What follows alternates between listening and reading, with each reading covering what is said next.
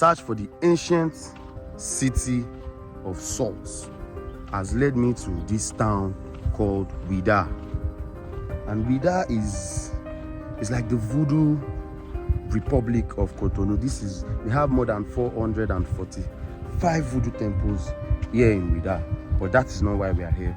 We are here to search and find the city where salt is made from sand. Salt is an essential part of everyday life. From being used in ancient cultures as a means of exchange to being used to preserve food long before refrigerators were invented. Mildly salted water, popularly called saline, is also used to clean wounds. This is Mama. She's camera shy. She's a neighborhood mother figure around my Airbnb. If you've watched my previous videos on this channel, you must have seen her in one or two of them. I spend a lot of time in Cotonou sitting and conversing with her, as she's the only one I could communicate with because she spoke Yoruba. One day while filming, she asked why I was always recording videos and that I should be a cameraman since I love to record everything. I showed her my channel and explained to her how I am going to be showcasing the beauty and warm experience I've had in Benin. She excitedly asked if I would be going to her village and if I'll be showcasing it too. I asked where her village was and she said Chegbaji. I immediately looked it up and there was no Djegbaji on the internet. I wondered how small it had to be for it to not have any information on the internet. She further told me her village is the largest producers of natural salt in Benin Republic and the salt is gotten from sand. I got so curious as to how a high salt producing small village is literally non-existent, so I decided to go in search of it using the descriptions she gave to me. I'm still going to be talking to some people to see how I can get to the place.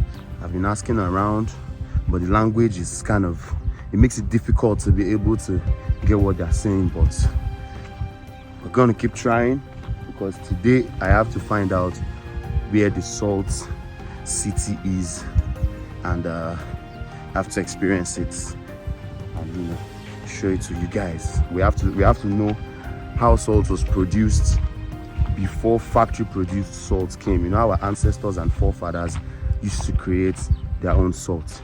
Chegbaji is a small village sitting on the lagoon on the way to the point of no return in Wida. You can actually drive through this route and not notice the small salt village laying by the road. The sand and lagoon water contain large salt deposits as a result of the Atlantic Ocean flowing directly into it. If it's your first time on the channel, hopefully you get to stick around by hitting the subscribe button and turning up the post notification so you get notified whenever there's a new video. And if you are a returning subscriber, I'm more than happy to continue to share more experiences like this with you. Please hit the like button. It helps with the algorithm and helps the video reach more people.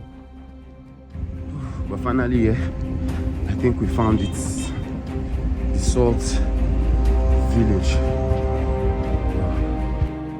So I teamed up with some of my French-speaking friends to help me translate and communicate with the villagers to understand what they do and how they do it. Doesn't seem like there's another way to get there, so we have to go into the water. I don't know how deep this water is. No, it's not deep. No, it's not deep. It came from. Okay, Septa is going in first.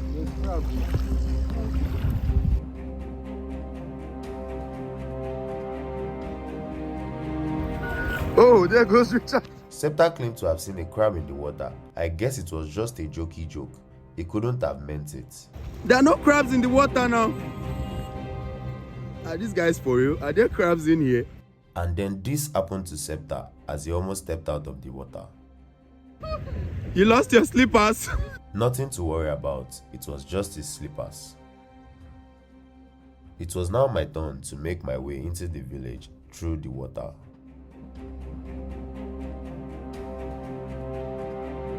I did it! I finally made it here. But she doesn't speak French or English. And I actually came here with my French speaking friend to translate for me. C'est le sel. Sel? Wow. While trying to figure out how to best deal with this situation, we saw some more villagers on the other side and we began to reach out to them. Over there, we're trying to ask if they understand French from here. Can we get to them? There's buildings here. Lots of buildings here. Is there a way to get there without dying? Okay, the boy is coming. We finally found a French-speaking boy who will now go on to be our tour guide. I really wish I brought Mama here. Mama would have actually translated everything to me from this language to Yoruba, because it's even a village. This is a village. She was the one that told us about this place, but we'll make do with what we have. Such an amazing sight to see. The salt making process begins with scraping sand and pouring them into the mold baskets. Here. You see? After which water is poured into it. The sand serves as a filter where the water carries the salt particles out of the sand, leaving the sand behind in the basket. The sieved water is then tested for potency and salt presence by throwing palm nuts in it. Il n'y a pas de sel dedans. I want to interpret for the YouTube subscribers. If these stuffs float, it means the salt water is good. But if these stuffs come down, it means no, it's a bad salt water. If it sinks, then there is not enough salt in the water and it can't be used. It has to be poured back into the sand so it goes through the process again. So what if it's bad? What if it's bad? Ce n'est pas Ce bon. n'est pas. Si c'est pas bon, vous faites quoi avec l'eau? Vous jetez l'eau? Oh non, on fait encore. Tu put it back. Ah, tu remets ça dedans. Ok. When the palm nut floats and the salt water is good, the now concentrated salt water is taken to the kitchen to cook.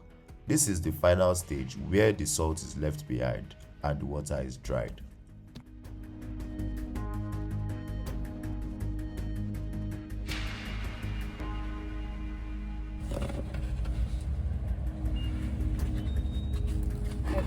She's sieving it now. Yeah.